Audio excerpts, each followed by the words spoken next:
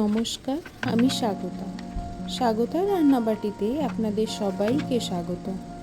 আজকে বাঙালির এক অনন্য ঐতিহ্যবাহী পদ নিয়ে আমি চলে এসেছি, পটলের দোরমা। পুনেতে ভালো পটল পেতে একটু লেট হয়ে গেল, তাই আমার রেসিপিটা শেয়ার করতেও অনেকটাই দেরি হয়ে গেল।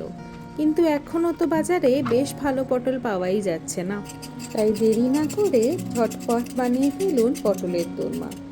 চলুন তাহলে শুরু করা যাক।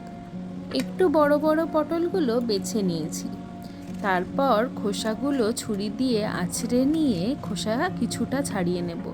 পুরো খোসা কিন্তু ছাড়াবো না, তাহলে পটল একদম নরম হয়ে যাবে। তারপরে ভেতর থেকে পটলের দানাটা একটা চামচের পেছন দিয়ে বার করে নেব। একটু সাবধানে হালকা হাতে বার করে নিতে হবে, যাতে পটল ভেঙে না যায়।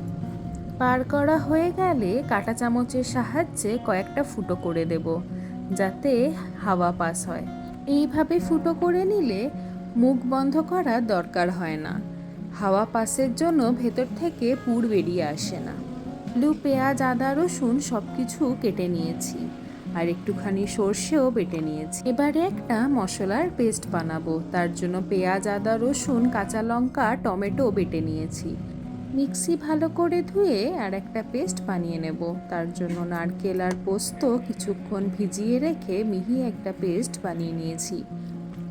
তারপর পটলের দানা, চিংড়ি মাছগুলোকে নুন হলুদ দিয়ে কিছুক্ষণ মাখিয়ে রেখেছি।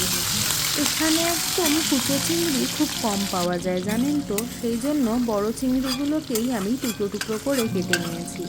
এবারে ভালো করে ভেজে নেব, ভেজে অন্য একটা পাত্রে তুলে নেব। তারপর সেই তেলেই পটলের দানাগুলো ভালো করে ভেজে নেব।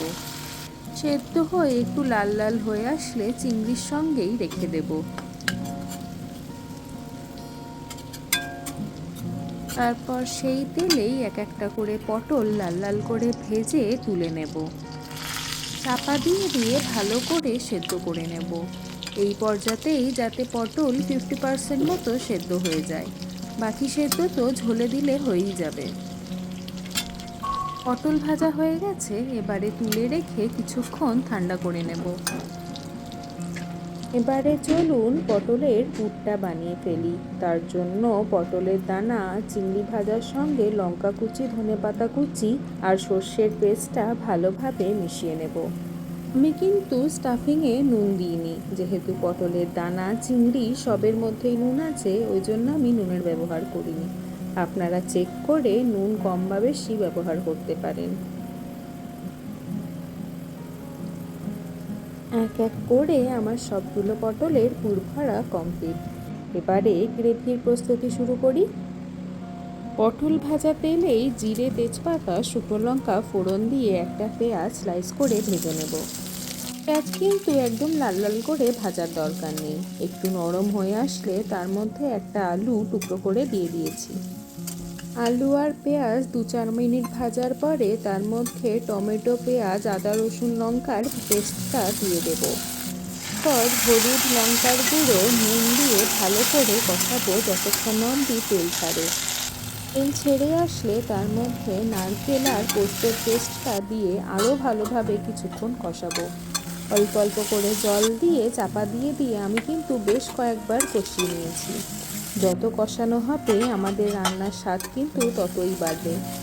ভাবে কষানো হয়ে গেলে পরিমাণ মতো গরম জল দিয়ে দেব।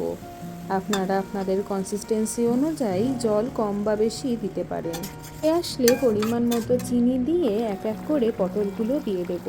অল্প আঁচে ঢাকনা দিয়ে 8-10 মিনিট ফুটিয়ে নেব। তারপর গরম মশলা দিলেই আমাদের রান্না কিন্তু তৈরি। গরম গরম ভাতের সঙ্গে কিন্তু একদম জমে যাবে। দেরি না করে বানিয়ে ফেলুন একদম অন্যরকম স্বাদের পটলের দোরমা। এক একজন তো এক এক রকম পদ্ধতিতে বানিয়েই থাকেন। একবার এই পদ্ধতিতে বানিয়ে দেখুন, আশা করি আপনাদের ভালো লাগবে। ভালো লাগলে লাইক, শেয়ার আর সাবস্ক্রাইব অবশ্যই করবেন। দেখা হচ্ছে অন্য কোনো রেসিপি নিয়ে অন্য কোনো ভিডিওতে। ভালো থাকবেন, সুস্থ থাকবেন। ধন্যবাদ।